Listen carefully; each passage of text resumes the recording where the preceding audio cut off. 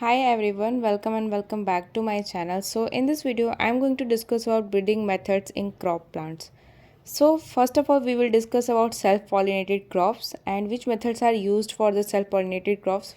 First one is mass selection, second is pure line selection, then hybridization, pedigree breeding, then the bulk population method, backcrossing, hybrid varieties. These all are the methods which are used for the self-pollinated crops for the breeding purpose.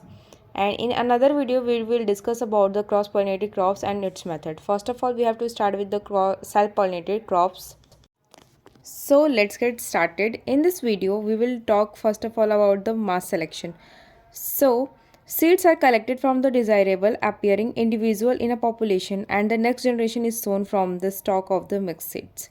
Seeds को हम collect करते हैं किसी भी desirable individual के population से, मतलब कि जो भी हमारा एक लॉट होता है सीड्स का उसमें से हम अपनी इच्छा के अनुसार कोई भी सीड्स कितने भी सीड्स लेके उसे ग्रो कर सकते हैं एंड जो नेक्स्ट जनरेशन तक ग्रो होगा, जो नेक्स्ट जनरेशन में ग्रो होगा उसे फिर उसके साथ मिक्स कर देंगे। तो ऐसे ही मास सिलेक्शन का प्रोसेस जो है नेक्स्ट आगे बढ़ते रहता है। मास सिलेक्शन जो है सिंपलेस्ट और लीस्ट एक्सपेंसिव होता है, मतलब बहुत आसानी से और बहुत ही कम पैसों में से हम कर सकते हैं। मास सिलेक्शन में हम क्या करते हैं कि जो बेस्ट प्लांट होते हैं उसे अलग कर लेते हैं हार्वेस्ट करके और उसे आगे फिर ग्रो करते हैं एंड फिर उसे कंपेयर करते हैं उनकी प्रोजेनीज से। अगर जिसके जो प्रोजेनीज है अगर पुअर है, मतलब अच्छी क्वालिटी के नहीं दिख रहे हैं, उसमें कुछ प्रॉब्लम दिख रही है, तो उसे हम डिस्ट्रॉय कर देंगे। देन बाकी जो बचे हुए प्रोजेनीज हैं जो अच्छे थे उन्हें हम हार्वेस्ट कर लेते हैं। तो यही प्रोसेस है मास सिलेक्शन का। मास सिलेक्शन डिपेंड करता है कुछ फैक्टर्स पे, जस्ट लाइक पहला है मैकेनिकल मिक्सचर। म्यूटेशन के कारण में कुछ मैकेनिकल मिक्सचर हो सकते हैं, जस्ट लाइक उसके सीड्स में कुछ चेंजेस आ सकते हैं एंड उसे प्यूरीफाई या रिफाइन करने के लिए हमें न्यू वैरायटी जो है ग्रो करनी पड़ती है फील्ड में। So purify the phenotypically similar plants, desirable traits and long ear heads, graining, more spike length होना चाहिए, टीलर्स ज़्यादा होने चाहिए और वो एक दूसरे से सिमिलर मीन्स यूनिफॉर्म देखने चाहिए। तो नॉर्मली अगर हम अपने फील्ड में 200 से 2000 तक प्लांट्स लगाएंगे तो हमें हार्वेस्ट करते टाइम में ऑलमोस्ट मिक्स ट्रेड के बहुत सारे हमें मिल जाएंगे, अलग अलग टाइप के जो भी हमारे क्रॉप्स थे वो। सो इसमें हम डिफरेंट डिफरेंट तरह के और कुछ मेथड्स को यूज़ कर सकते हैं एंड जब हम प्योर लाइन की बात करते हैं तो प्योर लाइन जो है सिलेक्शन, ये मेथड जो है जॉनसन ने 1903 में दिया था। इसे फर्स्ट टाइम किया गया था फ्रेंच बिन पे, जिसे कि प्रिंसेस बिन भी बोलता है। नॉर्मली इस प्लांट में सिंगल होमोजाइगस प्लांट्स जो होते हैं वो एंड सेल्फ पोलिनेटेड क्रॉप में ही किया जाता है। इसमें 5% क्रॉप्स ऐसे होते हैं जो क्रॉस पोलिनेटेड भी हो सकते हैं। तो इसकी जो प्रोजेनी है वो सिंगल होमोजाइगस प्लांट होनी चाहिए सेल्फ पोलिनेटेड स्पीसीज़ की एंड उसका जो जीनोटाइप है वो भी सेम होना चाहिए एंड सिमिलर जेनेटिक्स भी होनी चाहिए। वेरिएशन कहाँ होती है? तो वेरिएशन जो है जेनेटिक्स में नहीं होती है, वो इन्वामेंटल फैक्टर्स में वेरिएशंस दिख सकती है, जस्ट लाइक मैकेनिकल मिक्सचर्स हो गए, जस्ट लाइक जिसके कारण से टॉल एंड ऑफ हो गया, म्यूटेशन हो गया या फिर नेचुरल हाइब्रिडाइजेशन हो गया या फिर क्रोमोसोमल एवोल्यूशन हो गया। इस केस में जा करके प्योर लाइन सिलेक्शन में कुछ जो है इन्वामेंटल फैक्टर्स के कारण वेरिएशन दिख सकता है। प्योर लाइन सिलेक्शन में मेनली 3 स्टेप होते हैं। पहला है numerous superior appearing plant are selected from a genetically variable population. जो भी सुपीरियर प्लांट दिखते हैं उसे सेलेक्ट किया जाता है, भले ही जेनेटिकली वेरिएबल हो सकता है। Progeny of the individual plant selection are grown and evaluated by the simple observation frequently over a period of several year. कुछ टाइम के लिए फिर कुछ सालों के लिए इसे नॉर्मली बस हम लोग देख के ही, ऑब्जर्व करके ही जो भी हम सिलेक्शन करते हैं प्लांट्स का, जिसके प्रोजेनिस का नॉर्मली ऑब्जर्वेशन होता है, सिंपल ऑब्जर्वेशन होता है कुछ ईयर्स पे। When selection can no longer be made on the basis of observation alone.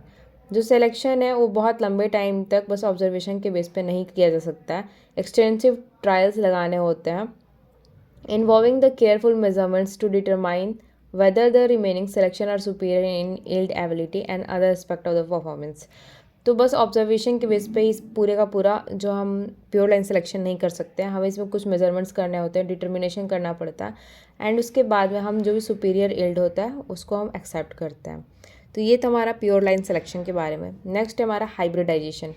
Hybridisation is to combine desirable genes found in 2 or more different varieties and to produce pure breeding progeny superior in many respect to the parental type. Hybridization में क्या होता है कि दो different jeans को combine किया जाता है, दो या उससे ज़्यादा वैरायटी के जो अलग अलग जीन्स हैं उसे कंबाइन किया जाता है ताकि एक न्यू प्योर ब्रीडिंग प्रोजेनी मिल सके जो कि सुपीरियर हो बहुत सारे एस्पेक्ट्स में। हाइब्रिडाइजेशन में मेनली हम जेनेटिक वेरिएबिलिटी को क्रिएट करते हैं, क्रिएट जेनेटिक वेरिएबिलिटी हाइब्रिडाइजेशन में। लेकिन जेनेटिक वेरिएबिलिटी जो होती है हाइब्रिडाइजेशन और जेनेटिक वेरिएबिलिटी में थोड़ा सा डिफरेंस होता है। जस्ट लाइक जेनेटिक वेरिएबिलिटी में क्या है, ऑलरेडी डिफरेंट जीन्स होते हैं, वहाँ हम क्रिएट नहीं करते हैं, वहाँ हम फिनोटिपिकली वर्क करते हैं जो कि मॉर्फोलॉजी अपीयरेंस पे सिर्फ हम काम करेंगे। लेकिन हाइब्रिडाइजेशन में हमें जेनेटिक वेरिएबिलिटी क्रिएट करना पड़ता है। ओके, और एक दो और छोटे छोटे डेफिनेशंस थे जिसमें नॉर्मली हमें कन्फ्यूज़न होता है। सेल्फ इनकॉम्पैटिबिलिटी क्या होता है? सेल्फ इनकॉम्पैटिबिलिटी का मतलब है कि वैसे फ्लावर्स या फिर वैसे जो भी हमारे प्लांट्स हैं जो बस अपने को छोड़ के दूसरे को फर्टाइल कर सकते हैं। ठीक है, मीन्स वो अपने खुद के फ्लावर को फर्टाइल नहीं कर सकते हैं, बाकी सारे जो भी फ्लावर्स होंगे उसे फर्टाइल कर सकते हैं। मेल स्टेरिलिटी क्या होती है कि किसी भी फ्लावर को फर्टाइल नहीं कर पाएगा, वो इनकॉम्पैटिबल है, कहीं पर भी वो काम नहीं कर पाएगा, इसलिए स्टेराइल है। ओके, बट सेल्फ इनकॉम्पैटिबिलिटी में क्या होता है कि वो बस खुद के फ्लावर को फर्टाइल नहीं करेगा, बाकी सबको वो फर्टाइल कर सकता है। ओके, और एक चीज़ तो हमारे पास सिलेक्शन क्या होता है। सिलेक्शन का मतलब होता है कोई भी सुपीरियर प्लांट को चूज़ करना जेनेटिक वेरिएबिलिटी के प्रिंसिपल को फॉलो करते हुए, हेरिटेबल जो वेरिएबिलिटी के जो भी हैं हमारे प्रिंसिपल उसे फॉलो करते हुए सिलेक्शन हम फिनोटाइप पे करते हैं एंड जेनेटिक वेरिएबिलिटी के अंदर भी हम इसे काम करता ही है। ठीक है, तो सिलेक्शन का मतलब है सेलेक्ट करना है जो बेस्ट प्लांट होता है उसे सिलेक्ट करना है, सबसे अच्छा प्लांट, उसे फिर रिकल्चर करेंगे जब तक वो बहुत अच्छा प्लांट ना बन जाए। ठीक है, तब तक हमें इसमें हमें अपना क्रॉप को उगाना होगा जब तक हमें बेस्ट प्लांट ना मिल जाए। तो ये था हमारा सिलेक्शन। नेक्स्ट है पेडिग्री ब्रीडिंग क्या होती है। So start with the crossing of two genotype each of which have one or more desirable character. जब हम क्रॉस कराते हैं किसी भी दो जीनोटाइप का तो उसके पास एक या उससे ज़्यादा डिज़ायरेबल कैरेक्टर्स होते हैं। And if the two original parents don't provide all of the desired characters, अगर दो ओरिजिनल पेरेंट जो हैं ये डिज़ायर्ड कैरेक्टर्स नहीं देते हैं तो a third parent can be induce by the crossing it to one of the hybrid progeny. तो हमें थर्ड पेरेंट से इसे क्रॉस कराना होता है ताकि हमें वो डिज़ायर्ड कैरेक्टर मिल जाए। एंड द फर्स्ट जनरेशन, और फर्स्ट जनरेशन में अगर हमें दो पेरेंट्स से कोई डिज़ायर्ड जो कैरेक्टर हमें चाहिए वो नहीं मिल पा रहा है, इसलिए हम किसी थर्ड पेरेंट से क्रॉसिंग कराते हैं ताकि हमें वो डिज़ायर्ड जो कैरेक्टर है वो मिल जाए, वो हमारे जो हाइब्रिड प्रोजेनी है उसके अंदर। If the pedigree method superior type are selected in successive generation, अगर हम सक्सेसिव जनरेशन से सिलेक्ट करते हैं तो पेरेंट प्रोजेनी रिलेशनशिप इसमें हम डिस्कस कर सकते हैं। एंड ज़्यादातर चांसेस होते हैं कि F2 जनरेशन जो है, F2 जनरेशन का जो हमें प्लांट मिलेगा उसे ही हम ज़्यादातर सेलेक्ट करते हैं अपने आगे की क्रॉपिंग करने के लिए। तो पेडिग्री ब्रीडिंग में हमने क्या देखा है कि हमें जब दो जीनोटाइप से हम जब क्रॉस कराते हैं, एक या उससे ज़्यादा कोई भी हमें अगर कैरेक्टर लेना है उसके लिए, ठीक है, अगर दो ओरिजिनल जो पेरेंट्स हैं उनसे अगर हमें डिज़ायर्ड कैरेक्टर नहीं मिलता है तो थर्ड पेरेंट्स को हम यूज़ करते हैं, क्रॉसिंग कराते हैं ताकि हमें जो भी हमें हाइब्रिड प्रोजेनी के लिए अपना जो भी कैरेक्टर चाहिए था वो मिल जाए। तो बस यही था हमारा पेडिग्री ब्रीडिंग। नेक्स्ट है हमारा द बल्क पॉपुलेशन मेथड। तो ये भी एक ब्रीडिंग का मेथड है जो कि थोड़ा सा डिफरेंट है पेडिग्री मेथड से। इसमें क्या होता है, the F2 generation is sown at the normal commercial planting rate in a large plot. जो F2 जनरेशन के जो भी हमारे क्रॉप्स हैं उसे हम ग्रो करते हैं अपने प्लॉट में बहुत ही लार्ज अमाउंट में या फिर बहुत ही ज़्यादा बल्क में। At maturity the crop is harvested in mass, जैसी मैच्योरिटी होती है वैसे ही हम मास में उसे हार्वेस्ट कर लेते हैं। And seeds are use to establish the next generation in the similar plot, और जो भी उसके सीड्स होते हैं उसे फिर से हम नेक्स्ट टाइम के लिए उसी प्लॉट में छोड़ देते हैं। तो यहाँ पे नॉर्मली होता है नेचुरल सिलेक्शन, मतलब कि हम छोड़ देते हैं अपने नेचर के भरोसे, नेचर जो है जो करेगा वो बेस्ट सेलेक्ट करता है। नेचर का रूल है कि नेचर में जो भी ड्रास्टिक कंडीशन आ रहा है उसमें जो सर्वाइव करेगा तो वही बेस्ट है एंड वही आगे तक सर्वाइव करेगा। तो ये नेचुरल सिलेक्शन था। टू टाइप्स के आर्टिफिशियल सिलेक्शंस होते हैं, जिसमें फर्स्ट हमें destruction of plant that carry undesirable major genes. हमें उन प्लांट्स को डिस्ट्रॉय करना होगा जिसमें कि बिना किसी मतलब के, बिना हमारे यूज़ का अगर कैरेक्टर आ रहा है, फिर जीन्स आ गया है, तो उसे हम डिस्ट्रॉय कर देंगे। सेकेंड है mass technique such as harvesting when only evaluated in the same way as in the pedigree method of the breeding. तो हम मास टेक्निक को फॉलो करेंगे हार्वेस्टिंग के टाइम में, ताकि जो हमारा पेडिग्री मेथड का ब्रीडिंग है उसी की तरह इसमें भी होगा कि मान लो ठीक है, दो पेरेंट्स हमें अगर डिज़ायर्ड कैरेक्टर नहीं मिल रहा है तो थर्ड वन को हम यूज़ करेंगे, क्रॉसिंग कराएंगे ताकि हमें डिज़ायर्ड कैरेक्टर मिल जाए। So handle very large number individual is inexpensively. अगर हम बल्क मेथड का यूज़ करते हैं तो हम बहुत ही लार्ज नंबर में जो अपना क्रॉप है उसकी क्रॉसिंग करा के कर सकते हैं, एंड इसके बाद में ये हमारे लिए बहुत ही ज़्यादा एक्सपेंसिव नहीं पड़ेगा, इसे हम चीपली भी कर सकते हैं। अब नेक्स्ट टॉपिक है हमारा बैक क्रॉसिंग क्या होता है। तो हम बैक क्रॉसिंग का मतलब है varieties can be improve by the transferring to it some specific desirable character that it lacks. जो भी वैराइटीज़ हैं उसे हम इम्प्रूव कर सकते हैं किसी भी स्पेसिफिक डिज़ायरेबल कैरेक्टर से क्रॉसिंग करा करके। मान लो कि अगर कोई वैरायटी है जिसके अंदर कोई कैरेक्टर नहीं रह रहा है, तो हमें वो कैरेक्टर डालना है, उसके लिए हम उसमें क्रॉसिंग कराते हैं ताकि इसकी जो वैरायटी है वो इम्प्रूव हो सके। This is accomplish by first crossing a plant of the superior variety to a plant of a donor variety which carries the trait in a question and then mating the progeny back to a plant having the genotype of the superior plant। तो उसमें क्या था, first जब crossing करा रहे हैं जो भी सुपीरियर वैरायटी है हमारी उसकी, तो उसमें हमारी जो डोनर वैरायटी है उससे कराएंगे जिसके अंदर वो स्पेशल कैरेक्टर जो है, स्पेशल ट्रेट जो है ऑलरेडी होगा। एंड जब मेटिंग कराएंगे उस प्रोजेनी से बैक मतलब फिर से, तो प्लांट जो है उसके पास जो जीनोटाइप है उस सुपीरियर प्लांट का, सॉरी सुपीरियर पेरेंट का आ जाएगा। बैक क्रॉस मेथड में नॉर्मली दो चीज़ें होती है, एक तो डोमिनेंट होता है, दूसरा रेसेसिव होता है। एंड जो लेगा उसे हम रेसिपेंट कहते हैं, जो देगा उसे डोनर पेरेंट कहते हैं। तो यहाँ पे हम कराते हैं नॉर्मली हाइब्रिडाइजेशन कराएंगे दो पेरेंट्स के बीच में, मतलब एक तो रेसेसिव है, दूसरा एक डोमिनेंट है, इन दोनों के बीच में। एंड इसके बाद में जो फर्स्ट आएगा F1 जो जनरेशन आएगा वो तो रेसिस्टेंट ही होने वाला है। तो यहाँ पे हम क्या करेंगे, ये इम्पॉसिबल है कि यहाँ पे हम फिर से सिलेक्शन करें जीन का। तो उसके बाद फिर इसमें 99% जो जीन है वो रिकरेंट पेरेंट से, इसका फिर से हम क्रॉसिंग कराएंगे एंड इसके बाद से हमें जो कैरेक्टर चाहिए वो मिल जाता है। तो बैक क्रॉसिंग करा सकते हैं एंड इसमें सिंगल यूज़ करेंगे किसी भी एक नॉन करेंट पेरेंट का या फिर नॉन रिकरेंट पेरेंट का या फिर रिकरेंट पेरेंट का। एंड 6 क्रॉसेस कराने के बाद में 6 बैक क्रॉसिंग कराएंगे, उसके बाद में हमें हाइब्रिड प्रोजेनी मिल जाएगी। जो कैरेक्टर हमें, जो ट्रेट हमें चाहिए था उस ट्रेट का 6 या फिर उससे ज़्यादा भी हो सकता है, बट इसके कम में नॉट पॉसिबल। सो नेक्स्ट है hybrid varieties. The development of a hybrid variety different from a hybridization और हाइब्रिड वैरायटी में काफ़ी डिफरेंस है।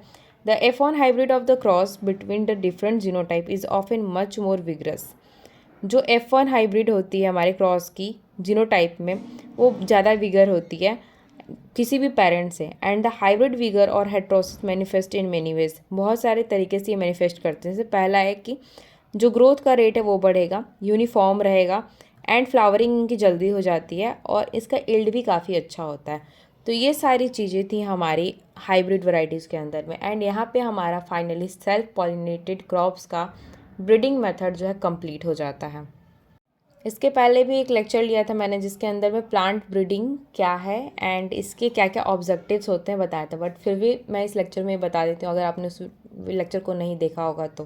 प्लांट ब्रीडिंग एक नॉर्मली आर्ट, साइंस या टेक्नोलॉजी है जिसमें कि हम किसी भी जेनेटिक स्ट्रक्चर में चेंज ला सकते हैं, टोटल DNA या फिर जीन में किसी भी क्रॉप के। इसमें हम क्वालिटी इंप्रूव करते हैं, यील्ड इंप्रूव करते हैं, डिजीज़ रेसिस्टेंट इसे बनाते हैं, इसकी वैरायटी को और अच्छा बनाते हैं ताकि हमें इकोनॉमिक प्रॉफिट मिले और ह्यूमन बींग्स को भी इससे प्रॉफिट मिल सके। ओके, सो ऑब्जेक्टिव इसके क्या क्या है। मेन ऑब्जेक्टिव इंडिया का है हायर यील्ड, क्वांटिटी हमें मिलनी चाहिए। इम्प्रूव करेंगे इसके हम हाइब्रिड वैरायटी ताकि हमें अच्छा इससे यील्ड मिल सके। मीन्स 50% अगर हम सीड डालते हैं, नॉर्मली हमारा जो यील्ड किस चीज़ पे डिपेंड करेगा, एक तो सीड पे करता है, दूसरा इकोनॉमिक प्रैक्टिसेस पे, प्लांट प्रोटेक्शन जो हम करते हैं वो और फार्मर के स्किल्स पे। तो 50% सीड पे डिपेंड करता है, एग्रोनॉमिक प्रैक्टिसेस पे 30% डिपेंड करता है, प्लांट प्रोटेक्शन पे 10% एंड स्किल्स पे 10% डिपेंड करता है। नेक्स्ट है क्वालिटी। ग्रेन का साइज़ अच्छा होना चाहिए, कलर अच्छा होना चाहिए, बेकिंग क्वालिटी अच्छी होनी चाहिए अगर वीट है तो, अगर राइस है तो कुकिंग क्वालिटी अच्छी होनी चाहिए। थर्ड पॉइंट है disease and insect resistant variety.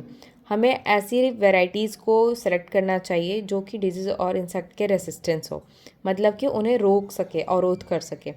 तो उसमें वो नॉर्मली हमारे लिए चीप होना चाहिए और इन्वायरमेंट के लिए भी सेफ़ होना चाहिए। अब ये नहीं कि अगर हम रेसिस्टेंट वैरायटीज़ यूज़ कर रहे हैं तो हमारे इन्वायरमेंट को भी वो हार्म करें, नहीं। 4 है चेंज इन मैच्योरिटी ड्यूरेशन। हम नॉर्मली क्या कर सकते हैं कि अगर कम ड्यूरेशन में हमारा क्रॉप रेडी हो जाता है तो हमारे लिए ज़्यादा बेनिफिशियल होगा। अर्ली वैरायटीज़ का यूज़ करेंगे। फ्लूट रेसिस्टेंट होना चाहिए, ड्राउट रेसिस्टेंट होना चाहिए, रेन रेसिस्टेंट होना चाहिए, स्नो रेसिस्टेंट होना चाहिए और आइस फॉल रेसिस्टेंट भी होना चाहिए। 5 है सिंक्रोनमस मैच्योरिटी ग्रीन ग्राम में। एंड 6 है मॉइस्चर स्ट्रेस और सॉल्ट टॉलरेंट वैरायटीज़ भी होनी चाहिए। 7th हमारी कैरेक्टर है और ऑब्जेक्टिव है elimination of toxic substance. Normally बहुत सारे प्लांट्स हैं जिसके अंदर में टॉक्सिक सब्सटेंस होता है जिसके कारण से बहुत सारी बीमारियां हो सकती हैं। जैसे एक मस्टर्ड है, जो सरसों होता है, इसमें एक यूरिसिक एसिड होता है जो कि बहुत ही ज़्यादा डेंजरस है, जिसके कारण से पैरालिसिस भी हो सकता है, लोअर बॉडी का पैरालिसिस, जो कि ल्यूरोटॉक्सिन के नेम से भी जाना जाता है, BOAA। एंड एक और है हमारा खेसारी दाल, जिसको कि लथाइरा सैटिवस बोलते हैं, जिसके कारण से लोअर पैरालिसिस के चांसेस बढ़ जाते हैं। 8 हमारा ऑब्जेक्टिव है वैरायटी ऑफ न्यू सीज़न। अभी हमें ऐसे वैरायटीज़ को डेवलप करने की ज़रूरत है जो हर सीज़न में ग्रो हो सके। जस्ट लाइक अगर मेज़ की बात करें तो मेज़ पहले के टाइम में सिर्फ जो ठंडी वाला टाइम था उस टाइम पे ग्रो कर सकते थे, बट अभी के टाइम में रबी, जायद, खरीफ, इन तीनों सीजन्स में हम इजीली से ग्रो कर सकते हैं। सो गाइस, सेल्फ पॉलिनेटेड तो हमारा हो गया। आप क्रॉस पॉलिनेटेड क्रॉप्स भी कंप्लीट कर लेते हैं। तो क्रॉस पॉलिनेटेड क्रॉप्स में भी कुछ मेथड है, just like mass selection. Second है development of hybrid varieties. Third है डेवलपमेंट ऑफ सिंथेटिक वैरायटीज़। तो मेन गोल क्या होता है हमारी जो ब्रीडिंग मेथड्स है उसका है कि हमें जो हेट्रोजाइगोसिटी है उसे प्रिजर्व करके रख सकें, स्टोर करके रख सकें। तो सबसे पहले हम करेंगे mass selection. A large number of superior appearing plants are selected and harvested in a bulk and seeds use to produce the next generation. एक बहुत ही लार्ज लेवल पे हम सुपीरियर जो प्लांट्स है उसे ग्रो करेंगे, देन उसे हार्वेस्ट करेंगे बल्क में, एंड जो सीड जो हैं वो जो हमें प्रोड्यूस होंगे उसे नेक्स्ट जनरेशन के लिए यूज़ करेंगे। इससे क्या होगा कि क्वालिटेटिव कैरेक्टर इंप्रूव होगा, यील्ड इंप्रूव होगा और इसका लो हेरिडिटी इसकी लो होती है। नेक्स्ट है हाइब्रिड वैरायटी। हाइब्रिड वैरायटी के 3 स्टेप्स होते हैं। The selection of superior plant, जो सुपीरियर प्लांट है उसको सेलेक्ट करेंगे। Selfing for several generation to produce a series of inbred line. Inbred line के लिए हम सेल्फिंग कराएंगे जो कि डिफरेंट होता है एक दूसरे से, प्योर ब्रीडिंग के लिए, एंड हाईली यूनिफॉर्म होता है। थर्ड है क्रॉसिंग सेलेक्टेड इनब्रिड लाइन्स। जो भी हमारे इनब्रीडिंग लाइन्स है उसकी क्रॉसिंग कराएंगे। During the inbreeding process the Uyghur of line decreases. Inbreeding करने टाइम क्या होता है, इसका जो वीगर है वो कम हो जाता है drastically, and less than half that of the field pollinated varieties Uyghur is restored. And बाद में जो पॉलिनेटेड वैरायटीज़ के कारण से वीगर रिस्टोर भी हो जाता है। Most of the hybrid Uyghur exhibited by the F1 hybrid varieties. ज़्यादातर जो हाइब्रिड वैरायटीज़ हैं वो एग्जिबिट करते हैं F1 हाइब्रिड वैरायटी के कारण, एंड ये लॉस्ट हो जाता है नेक्स्ट जनरेशन में। जो सीड होता है हाइब्रिड वैरायटीज़ का उसे हम प्लांटिंग के लिए यूज़ नहीं करेंगे या फिर स्टॉक नहीं करते हैं। फार्मर जो है हमेशा न्यू सीड्स को हर ईयर न्यू सीड्स परचेज करते हैं, क्योंकि 1 साल के यूज़ के बाद में हाइब्रिड जो वीगर है वो ख़त्म हो जाता है। Hybrid Uyghur use of male sterility. अगर हम हाइब्रिड वीगर में मेल स्टेरिलिटी यूज़ करते हैं तो ये ड्रास्टिकली सक्सेसफुल होता है, एंड इसमें ये भी देखा जाता है कि जो हाइब्रिड वैरायटीज़ हैं उसे हम एक बार से ज़्यादा भी फ्यूचर में भी यूज़ कर सकते हैं। तो मेज़ के केस में ऐसा नहीं है, मेज़ में इतनी ज़्यादा चेंज आ गई है तो उसे हम नेक्स्ट टाइम यूज़ नहीं कर पाते, उसके लिए हमें न्यू लेना ही पड़ता है। बट अदर केसेस में अगर हम मेल स्टेरिलिटी कराते हैं तो वहाँ पे यूज़ कर सकते हैं। नेक्स्ट है synthetic variety. Develop by intercropping a number of genotype of non superior combining ability. हम डेवलप करते हैं इंटरक्रॉपिंग नंबर जीनोटाइप के, जिसे कि हम सुपीरियर कंबाइनिंग एबिलिटी के नाम से भी जानते हैं। Genotype known to give superior hybrid ऐसे जीनोटाइप जो कि सुपीरियर हाइब्रिड दे सकते हैं उसे क्रॉस कराते हैं हम कॉम्बिनेशन में। सिंथेटिक वैरायटीज़ को हम हाइब्रिड विगर के नाम से भी जानते हैं, and for their ability to produce usable seed for the succeeding season. और इसकी एबिलिटी होती है कि आगे आने वाले सीज़न के लिए अच्छे सीड्स को ये प्रोड्यूस कर सकता है। म्यूटेशन ब्रीडिंग में हमें नॉर्मली पता है कि ये तो एक इंड्यूस होता है एंड दूसरा जो है केमिकल होता है। तो फिजिकल म्यूटेशन में हम क्या करते हैं, जो हम खुद कराते हैं, ठीक है, तो इसमें हम नॉर्मली रेडिएशंस का यूज़ करते हैं, just like X rays, gamma rays, alpha rays, beta particles, fast and thermal neutrons जो कि स्लो न्यूट्रॉन्स होते हैं, एंड अल्ट्रा वायलेट रेज का भी यूज़ करते हैं हम। केमिकल म्यूटेशंस में 4 टाइप के ग्रुप्स होते हैं। एक तो है alkylating agents, base analogues, acridine dyes and nitrous acids, hydroxyl amine and sodium azide. तो ये सारी जो चीज़ें केमिकल म्यूटेशंस में आती हैं, तो इनके बारे में डिस्कस ज़्यादा डिटेल में नहीं करूँगी, क्योंकि हमारा जो ये अभी सेमेस्टर चल रहा है इसमें हमें म्यूटेशन ब्रीडिंग के बारे में ज़्यादा डिस्कस नहीं करना है। जो नॉर्मली हमें पता होना चाहिए, मास सिलेक्शन क्या है, प्योर लाइन क्या है, हाइब्रिडाइजेशन क्या है, इंटरवैराइटल, ये सारी चीज़ों के बारे में नॉलेज होना चाहिए। तो ये सारी चीज़ें मैंने इस वीडियो में डिस्कस कर ली है, एंड आई होप कि आपने इस वीडियो को एंड तक देखा होगा। So thanks for watching, love you all, bye bye, see you soon in next video. And अगर आपको नोट्स चाहिए होगा तो please comment in the comment box, and मैं डेफिनेटली आपको प्रोवाइड करूँगी। बाय बाय।